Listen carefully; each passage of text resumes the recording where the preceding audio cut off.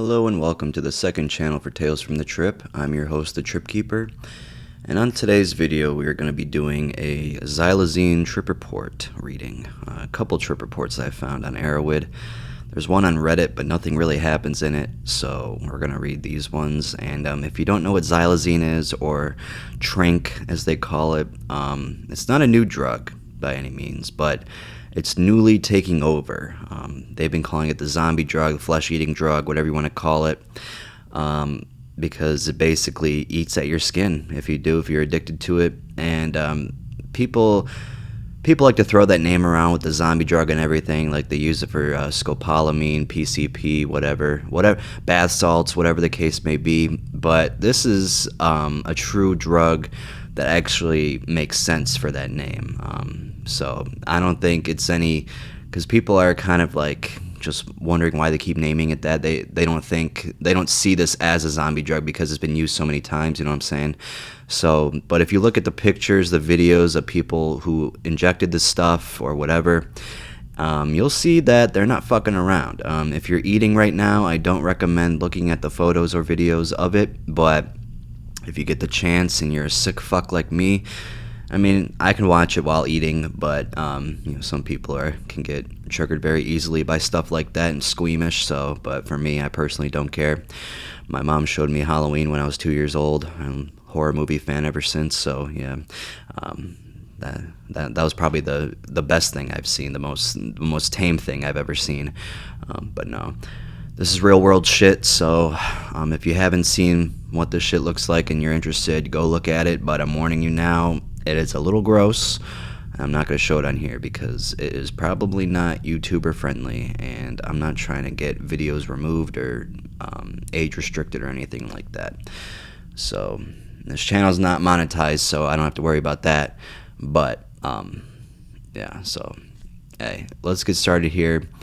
This is the first story from it's called Sedatives Are Just That, ... They took 10 milligrams through an IV liquid, 186 pounds. Being an insomniac, I took up the chance to experiment with tranquilizers when my dealer gave me the remnants of a bottle of Xylazine he had procured on a previous farm run for Mexico. Farm run as in drug run. On the day of the experiment, I had smoked some cannabis hours earlier, but no real effects remained with me. A big part of this experience for me was the use of a needle. This is the first time I was able to be sure that I was getting a sterile product. I didn't really care about the Xylazine as much as indulging my fascination with needles. Okay, interesting. I never injected anything because I never really had anything benign enough for me to feel safe injecting. You really shouldn't inject anything, I'm being honest here. I don't see, like, needles just freak me out to begin with, so I could never do that shit. Oh yeah, since my second channel, I like to interject, so if you don't like that, you can click away, I don't care. I injected, using sterile procedure, about a half a cc of the solution, 20 milligrams per cc, what I perceived as a small amount. About 5 to 10 minutes after injection, I felt very tired, as if I had been using a lot of Vicodin but without the euphoria. I could have fought the tiredness, but I felt that my body was telling me something, and I fell fast asleep for about 2 hours. When I woke up, I still felt very tired and had very bloodshot eyes and was up only long enough to go to the bathroom and sleep from around 9 p.m. to 9 a.m. Hey, well, there's a good thing for it. It'll help your insomnia. I had a slight headache the next day that was alleviated, but not eliminated, by taking some aspirin. All in all, I would not recommend the drug. There are much more controllable and useful sleeping drugs, and there were no fun effects to the drug at all, giving it zero recreational value unless sleeping for 12 plus hours. Well, what's the point of even doing this shit then after this report? This is from 2003 though, so yeah, like I said, this drug's been around for a while, but it is like starting to take over. Past year, I'd say it's been making the headlines and shit. And people like to say the news media outlets are fear-mongering people into making this drug bigger than it seems, but no, they're not fear-mongering. Surprisingly, they're not fear-mongering for the first time.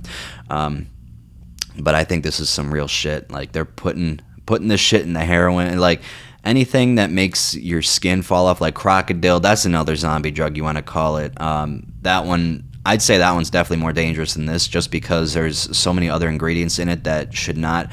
I mean, none of these drugs should go in your body, but like paint thinner, no, that don't let that get inside your skin, your veins and shit. This is a tranquilizer. Who knows what else these dealers put inside of it, but it's just stupid that these people are doing this shit. Like, yeah, it's bad enough they're addicted to heroin and fentanyl, but you got to do this now. Like, fuck off. All right, here's another story. There's 2 more stories. This one's a little bit longer, but not too long. This one's called Stay Away from Xylazine. All right. I got you loud and clear there, buddy boy.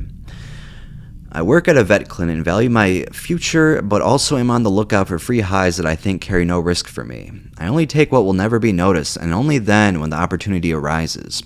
I took 10 10-milligram Valium and some phenobarbital, which I didn't know sucked previously, and that was a few months ago.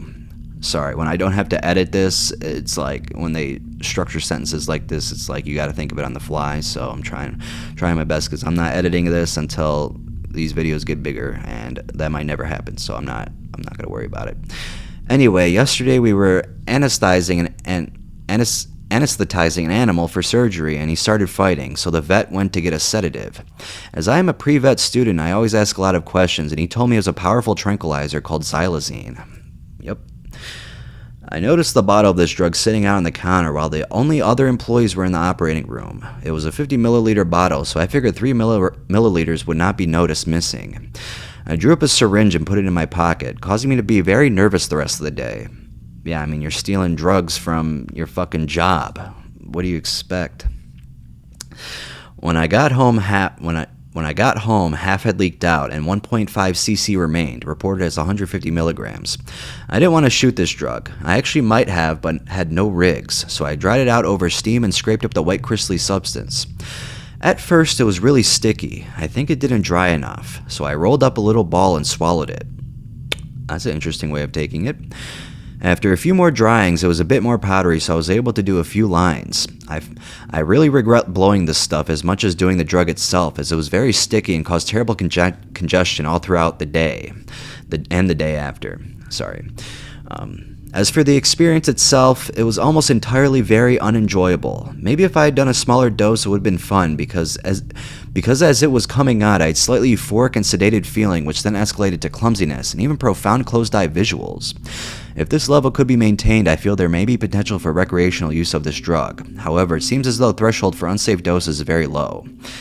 I'm just going to say it right here, I think any dose is bad. At this point, I was enjoying the experience somewhat, even though it had been a pain in the butt to administer. Is that a pun? No pun intended. Boofin Xylazine? Here we go. However, as I kept coming up, I got really drowsy and ended up stumbling into my bedroom, putting on sweats. I was really cold, a common effect of sedatives and tranquilizers, and bundled into bed for what I hope was sleep, but could maybe have been more of a borderline comatose state. Damn, that's scary. I woke up every 2 hours or so with the craziest cotton mouth you can imagine. I'm drinking a coffee right now at 7:39. I got cotton mouth right now. It's not completely there yet, but it's getting dry. After about 5 hours, I was able to get up and have something to eat and smoke a bowl to calm my nerves. I could still feel the effects of the drug, but I was definitely over the hump. When I woke up this morning, I felt back to normal. No hangover. Okay, well, there's one positive thing. Anyway, just wanted to share my experience with this drug, for which there's almost no information available. And this came out in 2011, by the way. I strongly recommend staying away from it or using a tiny dose to see the effects. I'm honestly feeling lucky to feel totally recovered today, as that crap lingered for a long time. Had I used a larger dose, I have no doubts that I may have had to go to the ER. I've read that this drug can cause serious decreases in heart rate and breathing rate. I made sure to drink lots of water and had a friend who knew I had taken it, so if I didn't call him back, he would have sought medical attention. Looking back, this is probably the dumbest drug experience I've ever had, and I've had some interesting experiences, and will never do a drug again without doing more than very basic research. Stay safe, everyone, and try to learn from others' mistakes. Getting high doesn't have to be dangerous at all, but as we all know, it can be in many ways. Alright, that one was more detailed and more interesting. I like how there's some,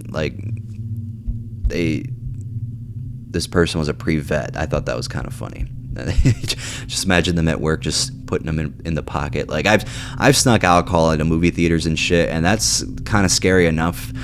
Even though the movie theater people don't care, but like at your job at a vet clinic that you probably went to school for a long time, or if you're a pre-vet, I don't know how that works, but being a veterinarian takes a while in school, and the chance to risk that over doing xylazine, like that, it doesn't even do anything really that much. Well, according to these people, I'm sure it does, more stuff, but we need to learn more about it. Not that much information on it. It's just basically the fear mongering, but the true fear mongering. That's all we know about it. Yeah, it's just what you need to know is that you shouldn't do it. That's all I need to say. So I just thought that was kind of funny that it was a pre-vet who stole it, put in their pocket. This last Erowid report is called Very Potent Relaxer. Xylazine and cannabis, 22 milligrams. Okay. Sedative for cattle, horses, and other non-human mammals. Sounds pretty hardcore, right? It does. Excuse me. I obtained 0.22 milliliters of xylazine at 100 milligrams per milliliter. Labeled as a sedative for veterinary use, it's normally used in tiny doses, 0.02 to 0.04 milliliters, in combination with ketamine, diazepam, acipromazine, and butorphanol. I hope I pronounced those right, among other anesthetics. I can only find a couple of reports of human use online, which had all resulted in hospitalization and artificial respiration. I noted that they took 100 to 200 milligrams, and the dose should be 0.25 to 0.5 milligrams per kilogram, so I figured 22 milligrams was a safe dose for my body weight, with quotes around safe. Now they got some timestamps here. At the beginning, inject 0.22 milliliters subcutaneously and start the movie I was going to watch while letting the effects of the drug set in. 10 minutes in, smoke one hit of marijuana. I'm a huge pothead, so I never take any drug without having marijuana to contrast the effects. Let's stop it there for a second. I don't understand why people like to smoke when there's a bad trip going on or whatever the fuck is going on. Like, that just would make it worse. Maybe for some people it calms you down, but I feel like if you're having a bad trip or a bad high and you're just adding to it by smoking, like, weed is powerful. I don't care what people say. Weed is fucking powerful. You could do a little hit and not be that high, but like, a couple hits from the bong, you take a dab, I mean, fuck off, man, you're gonna be gone. Upon hitting the marijuana, I begin to feel extremely tired and relaxed, and I just lay down as my vision gets a little more blurry and the movie plot becomes harder to follow. 20 minutes in, I can no longer follow the movie, so I turn off my laptop and fall asleep. Mind you guys, 20 minutes in, they can't follow the movie, just so you know. 2.5 hours in, I wake up in a state of pleasurable delirium. Okay, that's a new term. A state I can only describe as, damn, I'm fucked up.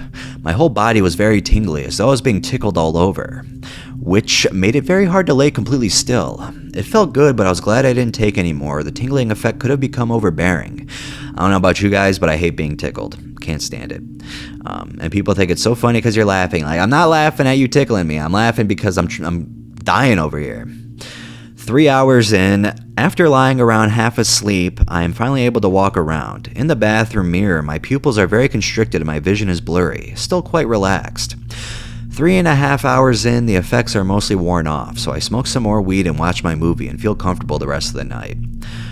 Overall, it was a pleasurable experience. I was worried about a couple of three things. That was a Sopranos reference, sorry. I was worried about a couple of things, one being that it would make me nauseous because it is used as an emetic in cats. Sorry guys. But I didn't experience any nausea. I don't plan on using xylazine again, and if anyone is considering it, definitely don't take more than 25 milligrams or the effects could be dangerous, especially if no one is around to help, should something go wrong. Alright guys, what have we learned from this video, from these 3 simple trip reports? They all don't recommend it. So if you're like struggling with addiction, like what was that? Some explosion just went off outside my house. If you're an addict who's addicted to heroin, fentanyl, or ketamine, maybe, we'll see. I don't know what other drug xylazine could be in, because they could probably put in anything, honestly. Whatever the case may be, just be careful. That's all I gotta say, because it's tough to tell someone to stop because you can't. Okay, that's the worst advice you can give someone. Oh, why don't you just stop doing it? Shut the fuck up. It takes time. It takes a lot of mind power to do it. It's all about your mind. Like you could do it. It's very possible, but it's very hard because your brain is just so like into the addiction that like you don't know what life is without the addiction. You know what I'm saying? So it's gonna be hard, especially heroin and fentanyl. I mean, I don't even know what the success rates on that shit is. You gotta do some heavy shit to get off of that. But if this stuff is in it, I mean, I don't know if that would be considered a wake-up call or what, but hopefully that doesn't come in your batch or whatever, because the people that are putting this shit in the fentanyl, who are already terrible people who sell fentanyl and heroin, because fuck you, you killed my cousin, so fuck off, I'll never have mercy for you. And they're just adding this shit to it. Like there's really no point. I mean, there's probably some people who like this stuff. I'm sure there's people who like weird stuff, but from these reports right here, it doesn't sound fun. It doesn't sound like it adds anything to the experience. Only like, from what I've read here, it seems like it makes you very tired and drowsy and shit. Like you can do that taking a melatonin. So maybe, I don't know what I'm trying to say here, but I'm just going on a tangent right now. If you enjoyed this video, please give it a like and subscribe if you're new. You don't have to subscribe though, because I wouldn't blame you. This video is just me rambling most of the time. My whole channel is like that. I don't edit this shit because, like I said, I don't care. The other main channel I care about, because I'm almost at 100K on there, and I try to really make it as good as I can every video, but this one, I don't give a fuck. But yeah, let me know what you guys think about this drug in the comment section below, and what you think about how the rise it's having per se. And what do you think it's going to happen in the future? Like, is this going to be really big, or will it die down? Like, crocodile seems to be dying down. Like, you don't really hear about it anymore.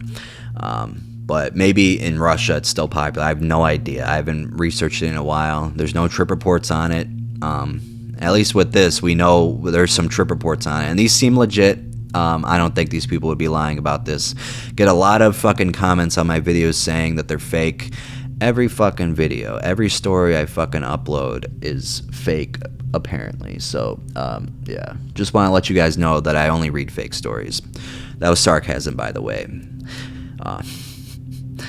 I'm in a bad mood right now, and this is probably becoming to a podcast, but hey, whatever. Gotta let loose. I'm 4 days off of Zoloft right now. I just weaned off of it for a month. Got down to 25 milligrams, and I feel like I've been feeling a lot different recently. I haven't really, not as depressed and anxious as I was before the Zoloft and Prozac, but I'm definitely worse than I was while on the Zoloft. But I didn't want to be stuck on it forever, so got off of it. I'm gonna find another therapy, see what the hell's gonna happen, and I'm like giving you so much personal information. Why am I continuing to talk? Okay, bye.